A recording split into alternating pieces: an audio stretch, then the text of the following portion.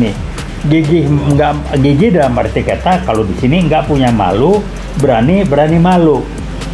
Jadi berani malu untuk dia berbohong, nipu dan korup. Sekolahnya lah bapaknya nggak jelas sekolahnya, karena di keluarga Jokowi kelihatannya sekolah itu, pendidikan itu tidak penting. Silakan aja, nggak apa-apa. Saya tidak mengatakan harus sarjana, enggak. Tapi kalau membohongi, tidak kuliah dibilang kuliah, tidak sadarnya ngaku sarjana, ya repot. Gibran kalau dari medsos rame, SMA aja kagak lulus di Australia apa segala macam. Dari mukanya, kalau matanya tuh mata orang kena narkoba. Ya Gibran, nggak percaya? Mari ketemu, kita ngomong di sini, ya kita bicara. Dengan orang ngomong Anda mainan karet, ketar-ketir, orang ngomong pelangap-pelongo, jadi segala macam. Tapi kok bisa jadi wapres? Itulah gobloknya Republik ini, orang-orang tertentu di Sirekap. Dikasih berapa M? Anda mesti terima kasih seperti dengan orang-orang seperti kita nih. Gara-gara kita keras, Anda dapat duit tuh, sogokan. Berapa M Anda dapat untuk menjadikan Gibran bisa wapres mendampingi Pak Prabowo? Sirekap. Apa ya isinya?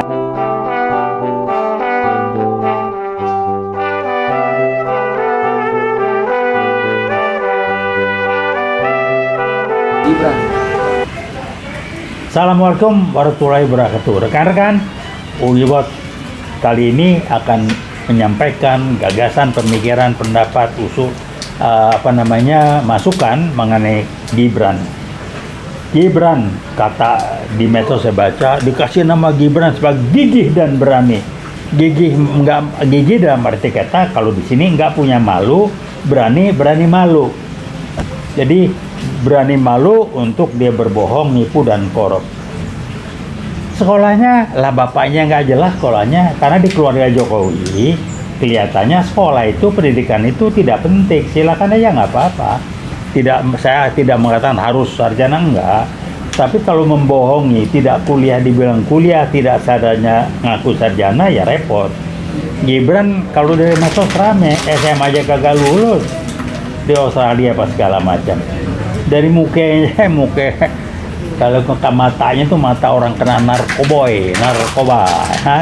Ya Gibran, nggak percaya? Mari ketemu, kita ngomong di sini, ya kita bicara. Dengan orang ngomong Anda mainan karet, ketar-ketir, orang ngomong pelangap-pelongo, jadi segala macam. Tapi kok bisa jadi wapres? Itulah gobloknya Republik ini, orang-orang tertentu di Sirekap. Dikasih berapa M? Anda mesti terima kasih seperti dengan orang-orang seperti kita nih.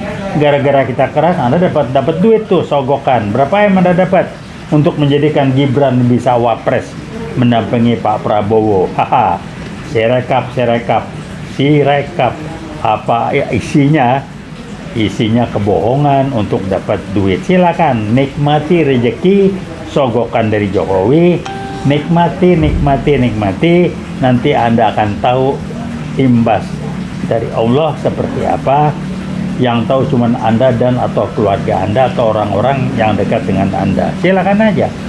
Kalau nggak di sini, di akhirat kalau percaya ya, Anda mesti bayar itu tanggung jawabnya. Silakan aja. Saya pernah dengar cerita orang yang macam-macam lagi mau meninggal setengah mati, katanya di alam kubur juga. Saya silakan aja. Saya aja yang nggak korup, nggak begitu segala macam, deg-degannya udah diampunin belum dosa-dosa kita yang lain nih segala macam. Jadi Gibran raka booming, raksasa, tukang bohong, koboi, mata koruptor, mata narkoboy. Waduh, bisa jadi wapres. Halo Sirekap, ente belajar di mana? Bisa jadikan Gibran sebagai wapresnya Prabowo. Halo Sirekap, Anda mesti berterima kasih karena ada orang-orang seperti kami yang bikin kalau Anda tuh harus dibayar karena menghadapi tekanan dari orang-orang seperti kami. Buat Anda kan nggak apa-apa, lu boleh ngomong deh terus, yang penting gue dapat duit sekian M. Nikmatin rezeki yang nggak halal itu, nikmatin ya. Itu ada cost-nya, ada biayanya, ada konsekuensinya. Allah akan tunjukkan dan Anda akan bayar cost-nya itu. Halo Sirekap, ya silakan aja berjuang. Gibran, raka booming, raka. mata narkoboy, main-main karet, otak kok nggak nyampe, bisa jadi wapres. Jadi Jokowi bisa numpang hidup barangkali, numpang nempel di situ sebagai narkoboy, PKI gaya baru, pakai PSI, Partai Gajah, baju baru dari PKI gaya baru, makanya anaknya jadi ketua partai di situ. Bikin PSI, si Kaisang jadi ketua, bagaimana sih? Saya aktivis dulunya, tahu saya untuk orang jadi pimpinan tuh kalau benar nggak begitu. Tapi ya udahlah, silakan aja lah. Dan mari kita ambil hikmahnya. Semoga ini pembelajaran dari Allah buat kita sebagai bangsa, agar ke depan tidak lagi kita mengalami membiarkan dan jadi penonton saja dengan orang-orang seperti Jokowi, Gibran dan sebagainya tidak ditindaklanjuti karena Kapolrinya sudah juga dibayar. Saya masih belum dapat jawaban atas pertanyaan kenapa Pak Prabowo enggak mencopot Sigit segera. Kalau berpikir eksekutif sih gampang. Saya tidak mau berpikir sebagai politisi. Politisi itu banyak pertimbangan. Mesti begini, kalau gini. Udah eksekutif aja yang benar-benar, yang salah-salah copot, selesai. Benar nggak benar, tanggung jawab kita lah. Jabat itu amanah. Amanah itu tanggung jawab. Kepercayaan, tanggung jawab yang diberikan. Mau dipakai untuk nggak benar atau mau dipakai buat benar. Kita yang menentukan dan ada konsekuensinya. Dan saya percaya Pak Prabowo tidak brengsek kotor seperti Jokowi, tapi saya belum dapat jawaban kenapa Pak Prabowo tidak bertindak sampai dengan saat ini untuk membuat Jokowi dikerangkeng. Perintahkan aja KPK panggil, memang nggak benar diklarifikasi nggak benar bahwa dia nggak korup. Kalau korup ya langsung berasa kerangkeng langsung. Jadi enak. Jadi bukan maunya Prabowo, bukan, ini maunya nilai-nilai di NKRI, bahwa nilai-nilai kebenaran itu begitu penting, kejujuran juga. Jadi Jokowi dengan Gibran yang sama-sama tukang tepu, sekolahnya orang Medan bilang takjol, tidak jelas, jadi kerangkeng, selesai. Kalau ini dibiarkan, nanti jadi contoh soal buat generasi mendatang dan bangsa lain akan melihat Indonesia seperti apa kualitas dalam menegakkan kebenaran dan lain sebagainya. Jadi sekali lagi, kerangkeng gampang. Tangkap perangkeng Jokowi, periksa dulu di KPK, juga Gibran, sarjananya. Itu omnya itu yang orang dari MK. Waduh, om yang hebat. Ngerubah aturan umur supaya keponakan lo jadi. Halo Om Gibran. Ya iyalah, kita panggil Om Gibran. Anda mantan Hakim Agung, Anda pensiun dengan nama jelek, silakan.